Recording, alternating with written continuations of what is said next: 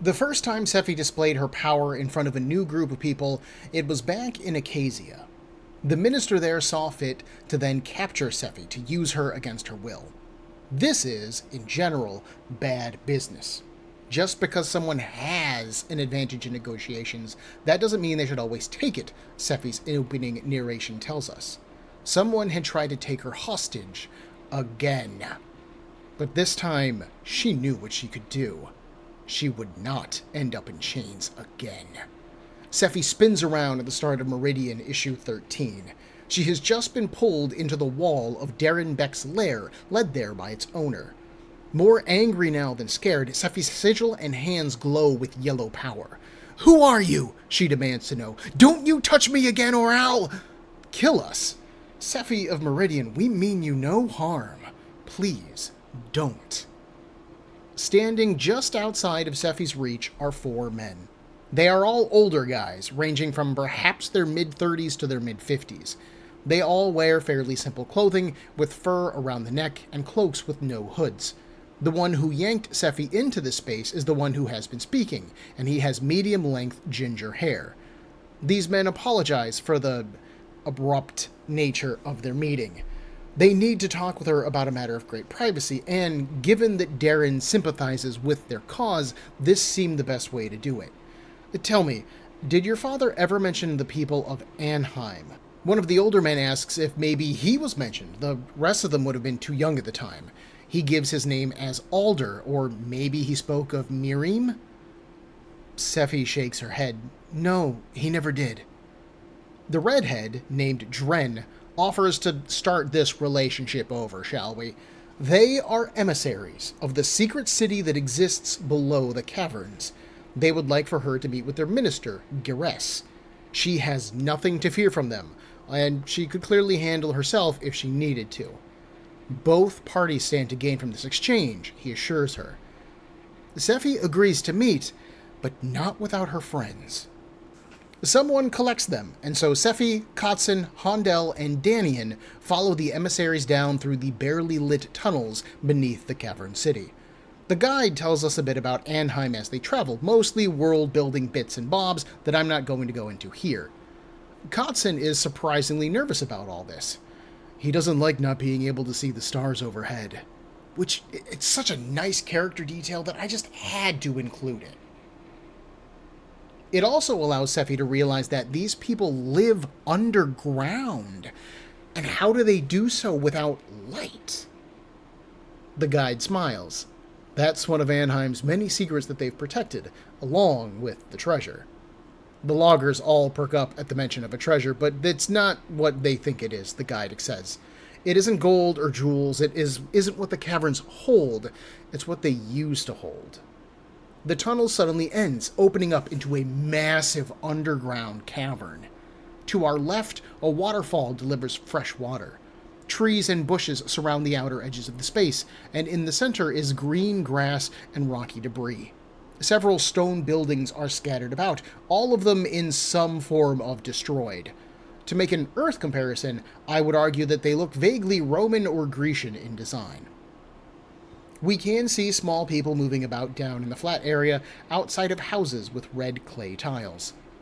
This space is massive, the site impressive, but what catches Sephie's attention the most is the silence. There's no wind down here. There's no crashing waves, there's no fighting. As far as they can determine, the guide says, this is the only city on Demetria to survive the cataclysm. As Anheim's descendants, the people of her have sworn to protect her, keep her safe, and manage its gardens. They believe that in those gardens might hide the key to stopping the decay of Demetria. My name is Ben, and this is Comic Book Breakdown, episode 32.11 of Meridian, The Secret of the Hidden City.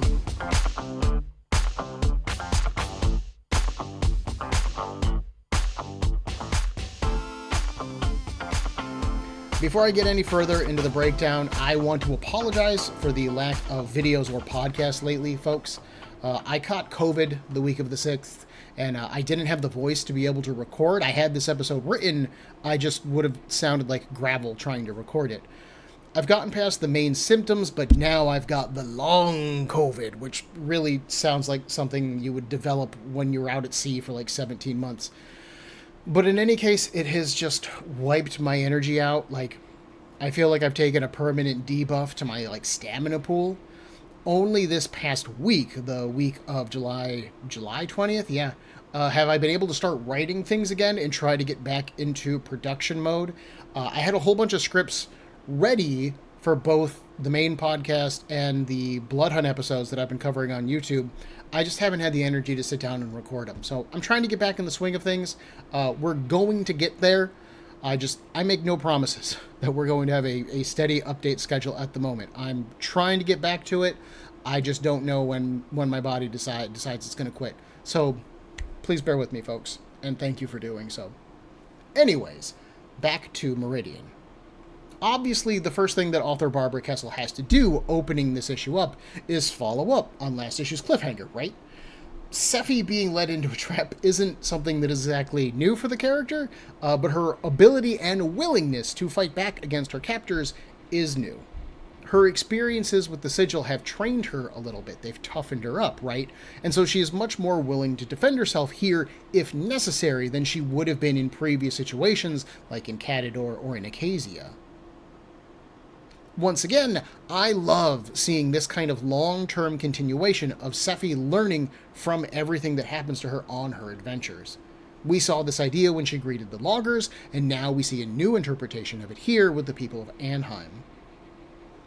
I also spent a little bit of time thinking about the cliffhanger itself, like the fact that it exists. Because this scene here between Sephie and these mystery men doesn't really have any drama or weight to it at all. Dren basically just yanked Sephie into an alley and then said, I just want to talk, it's not a big deal. It does have suspicious all over its presentation, but there doesn't really seem to be a way to defend the secret of Anheim otherwise. Like, this scene really feels manufactured to me from a drama standpoint, but thinking about it, it kind of can't be. Mentioning in Darren's lair, the city of Anheim runs the risk of somebody there overhearing them, or maybe somebody would notice that there was a stranger in the caverns that they hadn't seen before, and they didn't see them come in with Sephie, so where did they come from? And maybe they investigate and they discover Anheim. Passing a note with a messenger runs the risk of that messenger being caught, so, like, this is actually probably the best way to go about getting Sephie's attention. It just... Because, I mean, like, what if Sephie just wasn't as level-headed as she is? Like, they kidnap her and they say, hey, we don't mean any harm, and she just goes, yeah, all right. What if she was more violent? She could have honestly really hurt these dudes if she was just a little bit more temperamental or untrustworthy. If they had pulled this kind of crap with Minister Alon, he would have taken somebody's hand off, no doubt. And again, there's also this weird storytelling disconnect that happens for me with this scene. Looking at this issue on like a month-to-month basis, the scene plays out fine. After all, we, as the audience, would have had 30 days to cool down from the previous issue, so our shock and dismay at Sephie getting kidnapped would have cooled off some. We go into this issue level-headed and cool, right? I would argue that it feels right to start off with a slower conversation, building us back into the world of Meridian and its narrative, and then you climb towards the climax at the end of the issue. That's how you write a comic book. But CrossGen wrote its stories for the trade paperback market in mind. Like, that was something that they considered. This is issue 13, meaning it is the second to last issue of the second volume of Meridian. This issue is meant to be the ramp up into our climax. So to have issue 12 end on such a shocking note, and then you would turn the page and start reading this, and pretty much nothing happens, it just feels a little bit like a bit of a letdown. Artistically, this issue features our first guest artist since Steve McNiven took over as penciler, and that would be penciler Derec Aucoin. Apologies if I screw up the last name. It is Aucoin, Aucoin? At the time of publication, I had actually seen some of Aucoin's artwork before on some of the Spider-Man and X-Men titles from the late 90s. He really got his start over at DC Comics, though, drawing a variety of characters like Batman, Green Lantern, Kyle Rayner, like Kyle's era, Superman, and the Legion of Superheroes. I would call Aucoin's style pretty naturalistic in terms of its overall tone and look. His characters are all very well-rounded and soft. They all look very human. While I would argue that Steve McNiven sticks to fairly normal human proportions for the most part, his characters are very idealized. Everyone looks great, like the best, most physically fit version of themselves that they could be. Aucoin's characters look much more like... they look like people. His Sephie is pretty, and she's not sexy or gorgeous, she's just pretty. His Kotzin is big and strong, but he isn't shaped like Superman here like he is under McNiven's pen. And it's a slight difference, but it is a difference. Aucoin actually feels much more in line with the series' original artist, Joshua Middleton's style, than McNiven's in my mind. But he does do really good work here. I think that he is a good fit for Meridian overall, although my preference is still definitely Steve McNiven. For the record, Aucoin actually inks himself with this particular issue, and he is colored by Jason Lambert, and again, they do good work together. The issue looks good. I have no real complaints about the artwork. Hey Ben, sorry to interrupt. This is future Ben editing this video, now past Ben, for you folks watching the video. Whoa, time travel's weird. But I wanted to jump in real quick because I noticed something really cool about Derec Aucoin's artwork in this particular issue of Meridian.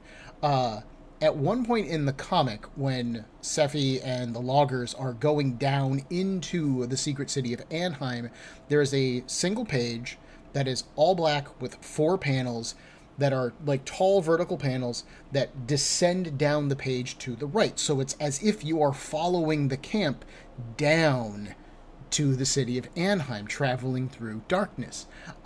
Which the first time, when I saw this, it didn't really mean anything or stand out to me all that much.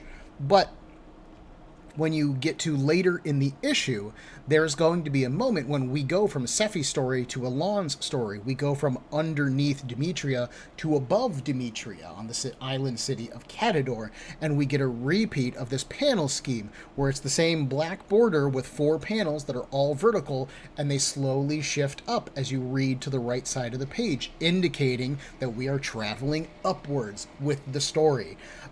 That's really cool, and it's really cute. It's something that I did not notice just reading the pages as normal, and it really took me going through the editing process to finally notice. So, that's pretty cool. Back to you, past Ben. As Sephie's party reaches the soft grasses, they're greeted by a man who could do a pretty good Santa Claus if that was a thing on Demetria. But he is dressed in blue robes with a purple cloak. A purple belt circles his waist, studded with brown or maybe bronze ornaments. A few pouches hang off of the belt as he spreads his arms wide. "Welcome to Anheim, Minister of Meridian." Sephie confirms that this is Minister Garess, and he says that indeed he is. Not that he needs an introduction to her. He can see that she's Idaria's child immediately. "But who are these?" he asks, referring to the loggers. Sephie introduces them and explains that they are allies against her uncle Elon. Garess nods. "Elon wasn't quite the threat then that he is now. But unification. It might be for different reasons, but your parents wanted the same thing." Sephie's eyes go wide. "You knew my parents too? They never said a thing about any of this." "And that's kind of the idea," Garess says. "They respected their privacy, and Anheim respected that they needed to stay home to protect their child after Idaria's death. I'm assuming that it's because of all this general craziness that Sephie doesn't pick up on this vocal trip, because he was definitely trying to say murder there before he caught himself. Garess then continues. "Her parents made trips here frequently. They valued them both greatly, and he is glad to see them in her. He gives her his condolences about the death of her father. Turos and Idaria were critical to the work that they're doing here." "As will be the daughter of Meridian," a familiar voice says. The muse of Flooping Geaton stands not 5 feet away from Sephie. Her last sentence was even tinged with orange power. If you're shocked, don't worry, you're not alone. Sephie is surprised to see her here too. The muse, of course, is the picture of calm. "The eyes see all secrets. saw what you needed to know. I saw you here, she says. and so you have come. Minister Garess said that he planned to introduce him, but clearly you seem to know each other. Not really, Sephie says. She was helping my uncle Elon. Guiding, child, The muse replies. one side cannot grow without the other. She pulls a leather tube from I do not know where and offers it to Sephie. Hondel and Kotson urge caution. After all, if the muse is allied with Elon, it could be dangerous. But Sephie doesn't hesitate to take it. Let child know her mother, the muse croaks. Let the sacrifice be paid. Sephie is pretty confident that she knows what this is, or at least she knows the general idea of what it is. She opens the tube and pulls out one of several sheets of parchment. This particular piece shows a woman at an easel tucked behind a lattice wall. We only see her in silhouette, but this is clearly Idaria, Sephie's mother. Taking up most of the image are beautiful white flowers, which Sephie immediately recognizes as nurse blossoms. They grow outside of her house back on Meridian. Sephie takes in the artwork, her eyes filled with joy. The only way she knew about her mother before was what other people could tell her. But here she was, as depicted by herself. She wasn't just a world traveler and an artist. It's like she's here. Minister Garess says that it's thanks to Idaria that they now grow down here. She left the artwork here for Sephie, knowing that her daughter would come someday. He then goes into a flashback, relating the last time that Idaria and Turos visited. Garess's daughter died in childbirth, and Idaria lost her parents in an accident, so they kind of became each other's adopted family for a time. They exchange plants, and then Idaria shares her good news. They've had their own successful planting. She is pregnant. Turos tosses Garess's grandson, Krenner, into the air. Someday, when they're all grown up, he can marry Turos' little girl! Idaria reminds him that it could be a boy, but Turos isn't buying it. He leans in close to Krenner's ear and whispers, "And if she's even half as beautiful as her mother, you'll be lucky." While the two of them are playing, Garess and Idaria talk business. He's confident that, thanks to their work, they can someday help heal Demetria. Perhaps by the time her daughter is grown, they might have even begun the task.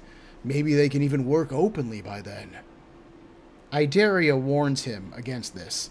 If Elon ever heard about what they were doing here, he would want to control, contract, and tax it.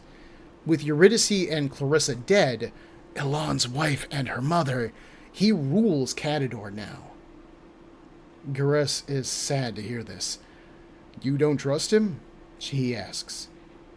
Idaria doesn't like to talk ill of anyone, but death seems to favor Elon's plans. He wanted to marry her, but she loved Turos. Thankfully, he has never proven an impediment to Elon's plans, or she hates to think that he would have done. A tear runs down her cheek. Idaria then shakes off the sour mood. She unfurls her newest painting, the one that Sephie now holds.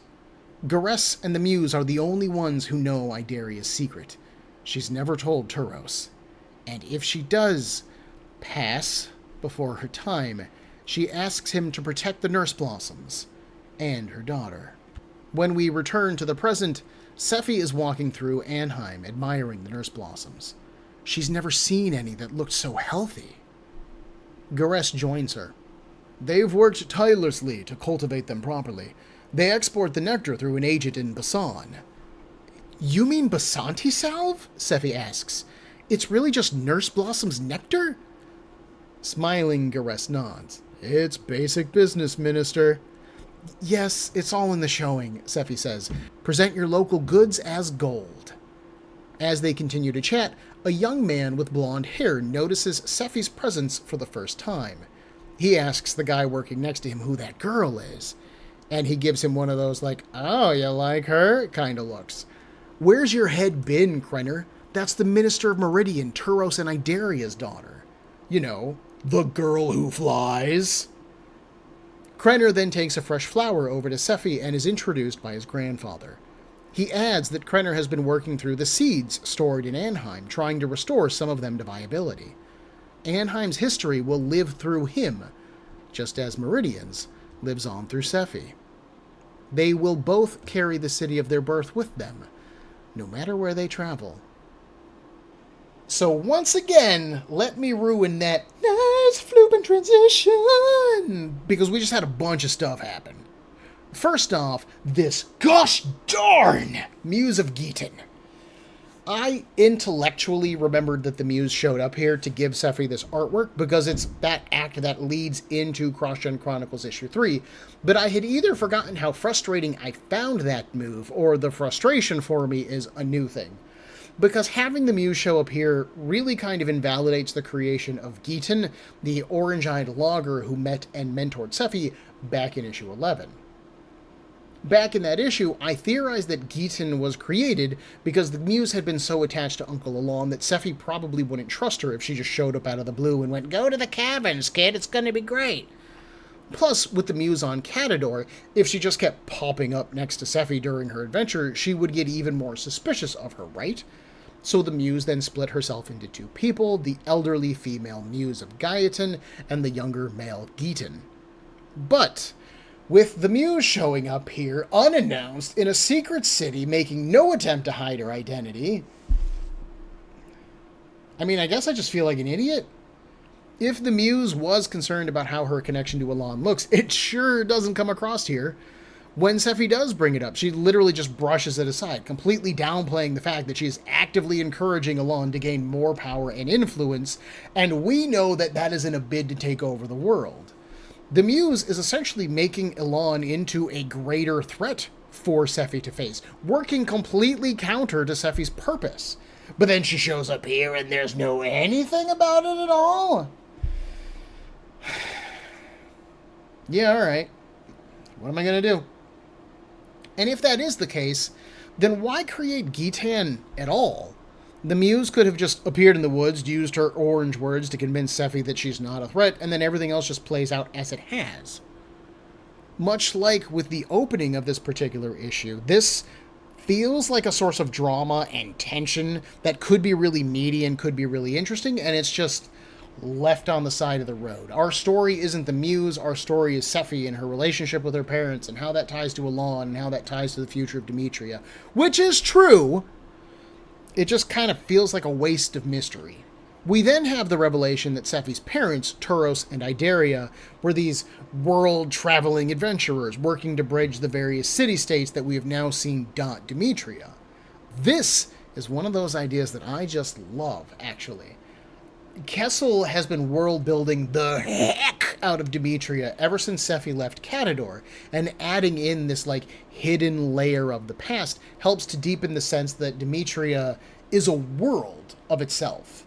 It doesn't just have many cities with distinct cultures and varied people, but it also has a history, which gives it more weight. It's also just super nice for Sephie to find this connection to her parents. Both of my folks are currently still alive, but one day when they do pass, I'm sure that fond memories of them will just be so welcome. And to have lost her parents both at such a young age for her, this has to be great for Sephie. The idea of finding these new, hidden adventures that they went on, it's just super nice. Of course, we also have some new, less heartwarming information within there. Idaria tells Garest that Alon might have killed his wife and her mother. She even feared that if Turos got in his way, that he would even kill his own brother. And you and I know that he did that. So what are the odds that he killed his wife and her mother now? I'd say they're pretty good. Kessel is reminding us here of how far Alon will go to reach his various ends. He's been fairly absent in this second volume of Meridian, short of his brief visit to Acacia, and his most recent appearances have all been pretty benign. He's just chatting with Ro Rustain and hanging out with Risha, drinking some wine. They're just a couple of bros having a good time. Kessel is reminding us that Alon is actually a pretty evil dude, and him gaining more resources or connections will only make things more difficult for Sephie, our hero. The final big thing from this scene is, of course, Krenner. Kessel is very clearly setting up a potential love rival for Jad, who is busy, maybe, dating Phoebe against his knowledge. I would kind of say. Krenner is handsome. He is taking care of a field of flowers, so he is responsible. He's caring and nurturing, other than the fact that he kills a flower to give it to Sephie, and she's surrounded by flowers, so how special can that one be? I don't know. It wasn't that impressive to me, all right? That's all I'm saying. It wouldn't have done anything for me. And he also has a connection to Sephie's parents and past, which, of course, is going to ingratiate him quite a little bit. And, he was told by Tauros that he could marry Sephie when he was a little kid. Yes, Krenner was probably too young to remember that happening, but still, it sets up an expectation in our mind that the two of them are promised to be together, even if that was super informal and casual and there was no official contract drawn up or anything like that. Those aspects of it, I'm fine with it. It works, to be quite honest. Despite the challenges that Sephie is facing, she hasn't really faced any emotional problems, and it's been nearly 6 months since Sephie last fantasized about Jad. All of that said, though, I don't like that this scene plays out pretty much the same way that Garrus first saw Sephie back in the logging camp.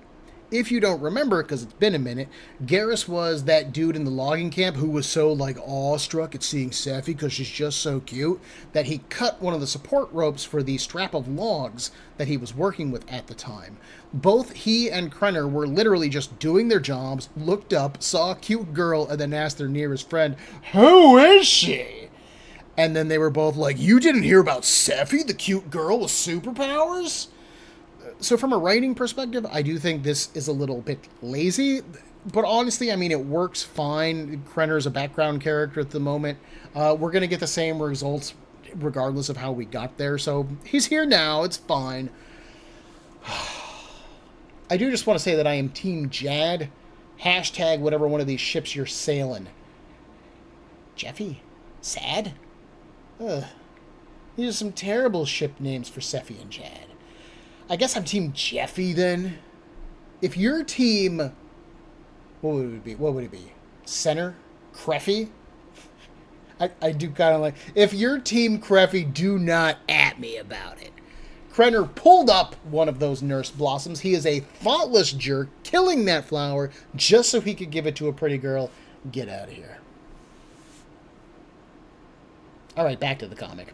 We're back on Catador. Alon is asking Ro about Elysia. How far away is it, my dude? Ro says that Elysia is as far removed from Demetria as the stars are. Okay, so you just have a way to travel then, Alon says. Perhaps you travel by bird, through the sky? Oh. I wonder if Alon is thinking about the bird that gave him and Tauros their sigils. Alon now demands to see Elysia. Ro finally throws up his hands. I can't just show up at the Grand Plaza, Alon. Ingro will have my head. And Alon catches that. Ah ha ha. So you answer to someone. You're just their agent here? I don't answer to. No, Ro says. That's not. It's just that I am of the first. I can do whatever I want. Then show me how you travel, Alon says. And suddenly, Alon, Risha, and Ro are engulfed in a burst of red energy. We see LaRossi watch them in amazement as they all disappear from the room that they're standing in. They reappear somewhere else, and Alon is looking very pleased with himself. Oh, I knew that I'd wear him down, he mutters. Nicely done, Ro Rustain. Now, if you could just take me to your masters. But Risha holds Alon back. Ro's form shifts, enlarging into the image that we saw back when he first appeared. He is easily a foot taller than Alon and Risha, and built of pure godly muscle. His eyes glow red, and he's dressed in some kind of armor. All around them, actually, are figures of a similar build and shape. They're all dressed in wildly different outfits and wildly outlandish clothing. Some of it is skin tight, some of it looks like gowns, some of it looks like metal, some looks like armor, some looks like cloth. There are men and women, some of them have red skin or blue skin. This market area is packed. And now Ro folds his arms in pride. Welcome to Elysia, Minister Elan. This is where we do business. Elan surveys the scene as people jostle, move, shove all around him. You can see a vendor clearly shouting from a stall, maybe doing some kind of auction, and he just shakes his head. In all this chaos? Clearly you sought me out for my professional advice. Introductions then, Ro, Elan says. Shall we begin? Sephie narrates over this scene, which ends the issue. She knew that Uncle Elan was out there plotting against Meridian, but she was comforted in the knowledge that she now had a secret, allies, and an advantage that he didn't. All she needed now was time. And I love Sephie's ironic narration here at the end. Pleased that she knows something and somewhere and some people that Elan doesn't know, and he gains a place in knowledge that she doesn't have either. That's clever. It's a beautiful balance. The music geets and says that both sides have to grow at the same pace. They growing. This scene is still pretty vague, though. I know that Ro has at least 2 forms, so he can clearly control what he looks like, at least to some degree. He can gift his power to other people, as we saw with Risha previously, and he can also clearly teleport, having hinted enough that Elysia is on another planet more than a few times at this point. So he doesn't just teleport, right? Like, he's not just like a room-to-room guy. He can teleport across vast distances of space. He can go from planet to planet, maybe even outside of Demetria's solar system. We know that he is of the first, although Meridian hasn't explained what that really means yet. We know that the first are basically a superpowered group akin to the gods of the CrossGen universe. But right now, that's kind of meaningless for someone from Demetria like Elan or Risha. There hasn't been any sign of like an organized religion or belief system on the planet yet. We have been told that, at least on Meridian, they think that the dead become stars. And that's pretty much just it. No one officiated John and Mira's wedding. We never saw like a funeral for Turos other than Sephie saying goodbye. We have seen no churches or curses containing the word God or anything like that. Nobody's ever said like, God dang it, at this point in Meridian. So Demetrians have no context for what Ro might say when he says that he's a god, and they would have no idea of what the home of the god should look like, right? So if Ro was expecting Elan to be cowed by this display of suddenly alien life, I think he's going to be a little bit disappointed. We do have a mention of Ingra here, who is someone that we have seen before. Ingra was one of the 6 members of the first that we met way back in CrossGen Chronicles issue 1. She appeared to command the red faction of characters, and clearly, Ro answers to her, even if he doesn't want to admit it. Why? You can practically feel the CrossGen universe closing in on Meridian. But it's not going to get much closer yet. Hopefully, next week, we will be covering CrossGen Chronicles issue 3, which is the issue that they did focused on Meridian. Thanks to the Muse, Sephie now has a chronicle, wink, of her parents' adventures as transcribed by her mother. We'll be looking back into the past, before Idaria picked which of the brothers she was going to marry. We'll learn more about her, of course, Turos, and we'll see the seeds for who Elan has become back in the past, and maybe a little bit of why he has become who he has become. Join me, hopefully, in a week for Comic Book Breakdown episode 32.12 of Meridian, Elan's Desires and Idaria's Choices. And thank you, by the way, for your patience. If you enjoyed this episode of Breakdown, please make sure to hit that like button, and if you are not subscribed to the show, then click on that as well. I love getting feedback, and I would really appreciate it if you did so. If you have any questions, concerns, or would like to suggest a comic or a series to me, Breakdown can be found on Facebook, Instagram, and on a variety of podcast platforms, with links in the description for this episode below, as well as the email cbbreakdown@gmail.com. Thank you for your time and attention.